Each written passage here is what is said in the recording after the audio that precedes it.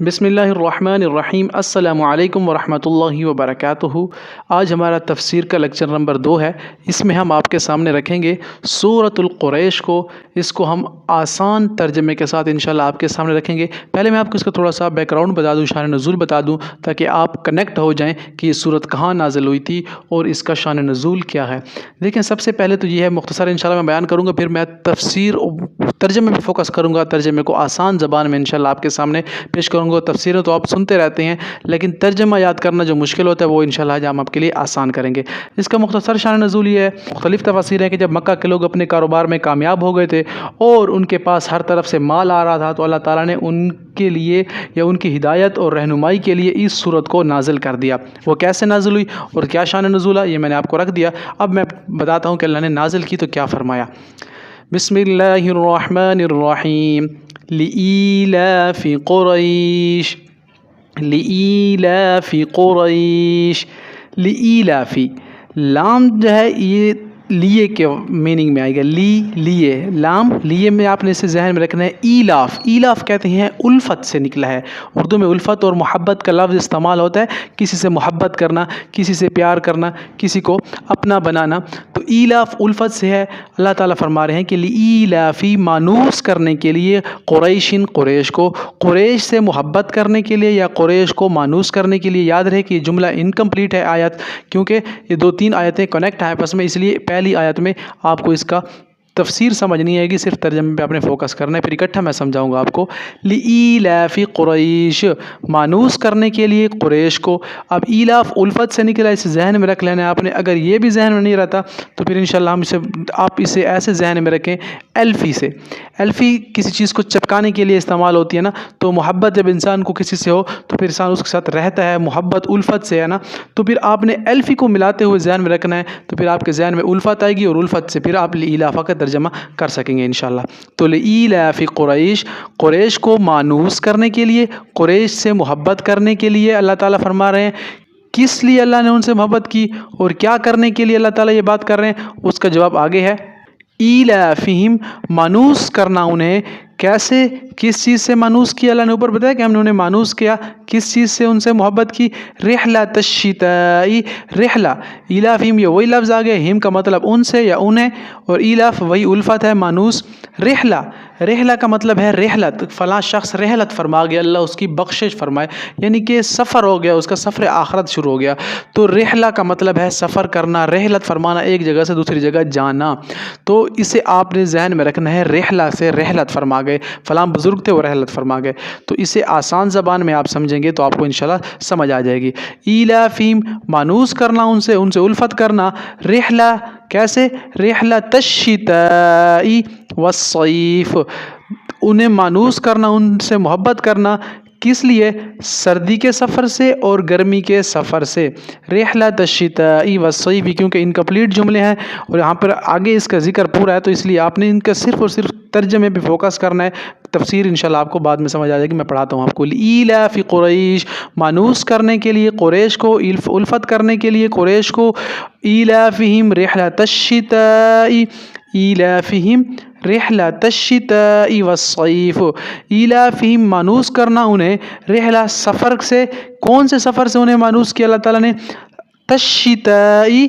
والصیف، الشتاء سردی کو کہتے ہیں، والصیف کہتے ہیں گرمی کو۔ یہ 2 لفظ آپ نے یاد کرنے ہیں، باقی ساری آپ کی اردو میں استعمال ہو رہی ہیں۔ اس صورت میں 2 یا 3 لفظ ہیں جو آپ نے یاد کرنے ہیں، باقی ساری اردو ہے انشاءاللہ، اس میں ساری زندگی آپ کو یہ صورت نہیں بھولے گی اگر آپ نے اسے ایسے یاد کیا۔ یہ جو 2 آیتیں میں نے بیان کی ہے، اس کا میں آپ کو تفصیلی ترجمہ بتا دیتا ہوں، جس سے تفسیر بھی ساری کی ساری آ جائے گی انشاءاللہ۔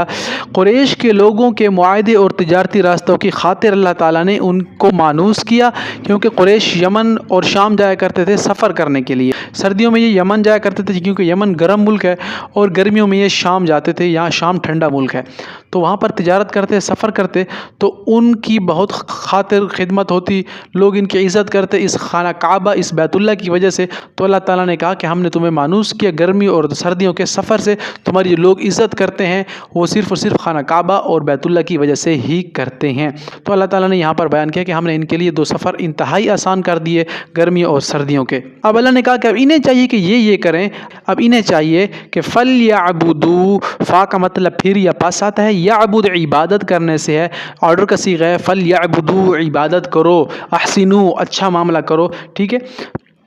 تو یہ اسی سے ملتا جلتا ہے، فلیعبدوا تو انہیں چاہیے کیا کریں، پس چاہیے کہ وہ عبادت کریں، فلیعبدوا پس چاہیے کہ وہ عبادت کریں، رب کی، پالنے والے کی، اپنے رب کی، ھذا البیت، ھذا البیت، ھذا اس البیت اس گھر کے رب کی۔ اب انہیں بھی چاہیے کہ وہ 100% رسول اللہ صلی اللہ علیہ وسلم کے دین کو فالو کریں اور ایمان لیں اور یہاں پر خانہ کعبہ میں عبادت کریں، فلیعبدوا رب ھذا البیت، اب بس انہیں چاہیے کہ وہ عبادت کریں، ھذا البیت، ھذا کا مطلب یہ بیت کہتے ہیں گھر کو، بیت اللہ، اللہ کا گھر، اہل بیت بھی دیکھ لیں، بیت اہل بیت رسول اللہ کے گھر والے تو بیت گھر کو کہتے ہیں، ھذا کا مطلب یہ یا اس ہاتھ کے اشارے سے استعمال ہوتا ہے، فلیعبدوا رب ھذا البیت، انہیں چاہیے کہ اس گھر کے رب کی عبادت کریں، الذی جس نے انہیں، وہ ذات جس نے انہیں، اطعمہم طعام سے ہے، کھانا کھلانے سے ہے، طعام کا نظام ہوٹلوں پہ لکھا ہوتا ہے تو طعام کہتے ہیں کھانا کھلانے کو، تو الذی وہ ذات جس نے انہیں کیا کیا، کھلایا، کیا کھلایا، کھانا کیسے کھلایا، من جوع بھوک میں، جب یہ بھوک میں تھے، جوع کہتے ہیں بھوک میں، قرآن میں اور مقامات پر ہے، من الخوف والجوع ونقص من الاموال والانفس والثمرات، اللہ انہیں آزمائیں گے بھوک سے اور خوف سے اور جانی اور مالی نقصان سے، تو اس کا مطلب یہ ہے من جوع، اللہ نے، جس اللہ نے، اطعامہم کھانا کھلایا انہیں، من جوع بھوک میں، جوع بھوک کو کہیں گے، وآمنہم واو کا مطلب آئے گا، اور آمن امن سے، امن بھی استعمال ہوتا ہے، امن کمیٹی کا نام آپ نے سنا ہے، امن و امان کی صورتحال ہے، تو آمنا امن سے آ گیا، ہم انہیں یا ان سے، تو وآمنہم اور اس نے امن دیا انہیں، من خوف خوف سے، خوف تو اردو میں استعمال ہوتا ہے، من کا مطلب سے آئے گا، خوف کا مطلب خوفی ہے، الذی اطعمہم جس نے کھلایا انہیں بھوک میں، وآمنہم من خوف اور انہیں امن بخشا خوف سے۔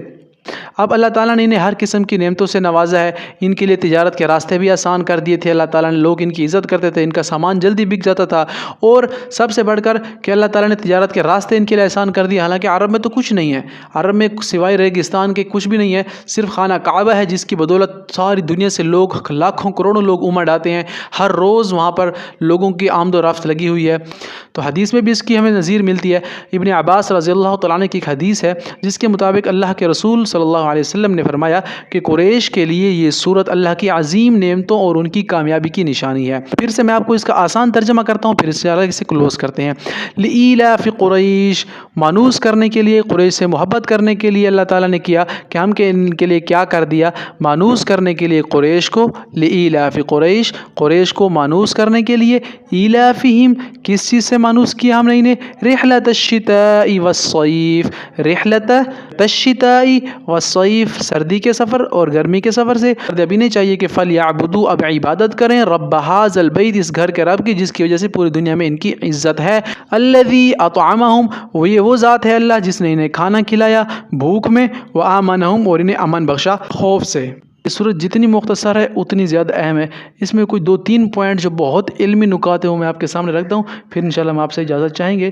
سب سے پہلی چیز جو معاشرے میں کم ہوتی جا رہی ہے، اللہ کی نعمتوں کا شکر گزار ہم نہ شکرے ہو گئے ہیں بہت زیادہ، وہ چیز دیکھتے ہیں جو ہمارے پاس نہیں ہے، لیکن وہ نہیں دیکھتے جو ہمارے پاس موجود ہے اس وقت، اس سے ناشکری ہوتی ہے۔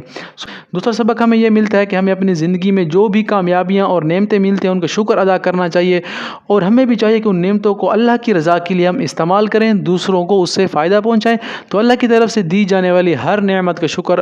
گزار ہونا بھی یہ ہمارے لیے بہت ضروری ہے۔ خلاصہ اس کا یہ ہوا کہ مسلمانوں کو اللہ کی نعمتوں کا شکر گزار ہونا چاہیے، دینی اور دنیاوی زندگی میں ان کا توازن بھی برقرار رکھنا چاہیے، اور سماجی فلاح و بہبود کے لیے اپنے کام کو لوگوں تک پھیلانا بھی چاہیے جس سے زیادہ خیر پہنچے، اور ان سب اسباق پر عمل کر کے مسلمان دنیا اور آخرت میں کامیاب ہو سکتے ہیں۔ یہ ہوئی سورۃ القریش کی مختصر تفسیر۔ انشاءاللہ نیکسٹ ویڈیو میں ہم اگلی سورت کو پڑھیں گے۔ اگر آپ کو پسند آ رہی ہے تو کامنٹ سیکشن میں اپنی رائے کا اظہار ضرور کریں، اور اسے زیادہ سے زیادہ لوگوں تک پھیلائیں، جتنے لوگ دیکھیں گے فائدہ ہمیں اور آپ کو ملتا رہے گا۔ ملتے ہیں نیکسٹ کلاس میں۔ السلام علیکم ورحمۃ اللہ وبرکاتہ۔